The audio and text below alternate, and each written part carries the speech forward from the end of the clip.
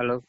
બોલો નરેશભાઈ, તમારો શું પ્રશ્ન છે? આપણે યુટ્યુબ માં મૂકતા હોય છે એટલે પર્સનલ ડિટેલ નહીં બોલતા. બોલો તો કઈ નડે એવું તો છે નહીં. બોલો, હાલો, શું ના છે? ના સર, અમે 1972 માં રજીસ્ટર દસ્તાવેજ છે મારા દાદાએ જમીન ખરીદી હતી.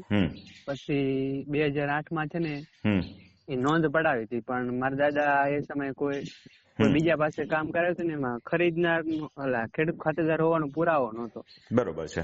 પણ પુરાવો રજૂ નતો કર્યો. અમે તે સમયે હતા તો ખરા ખેડૂત ખાતેદાર, એટલે એ નોંધ રદ થઈ ગઈ. પછી આજ દી સુધી ક્યાં હુતા છો?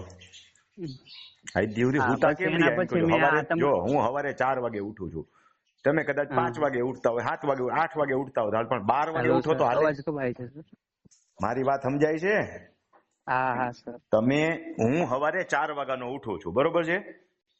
તમે તમારે કામ ન હોય મારી જેમ ગામની સેવા કરવાનું, તો સવારે 6 વાગે તો ઉઠી જવાય, 7 વાગે ઉઠી જવાય. 12 વાગે ઉઠો એ હાલે?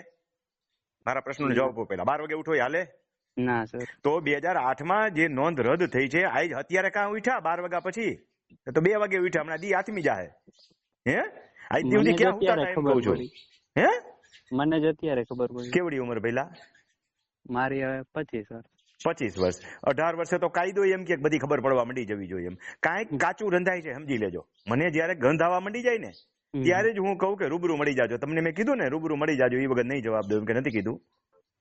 અને રાઇટ ઓફ રેકર્ડ કહેવાય. ખરેખર તમારો અધિકાર હોય તો તમને મળે, પણ મને જ્યાં શંકા લાગવા માંડી જાય ને કે આમાં કંઈક ખોટું છે, કારણ કે હવે 2200 વિડીયો તો એક ચેનલમાં મુકાઈ ગયા, બીજી ચેનલમાં 1200 મુકાઈ ગયા, લગભગ પ્રશ્નના જવાબ તો આવી ગયા છે.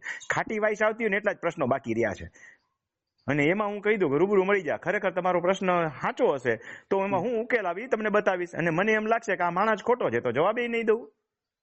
સમજાય છે? કારણ કે હું કાયદાકીય રીતે કોઈને ફી લઈને કામ નથી કરતો, એટલે પાપ કર્મ નથી કરતો.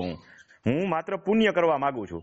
પુણ્ય કર્મ એને કહેવાય કે આપણા થકી કોઈનું અહિત ન થવું જોઈએ. અને દુભાયેલો હોય તો એને સાચું માર્ગદર્શન આપીએ. એટલે તમે ખરા સાચા આવો તો બધું આવીને લઈને મળી જાજો મને.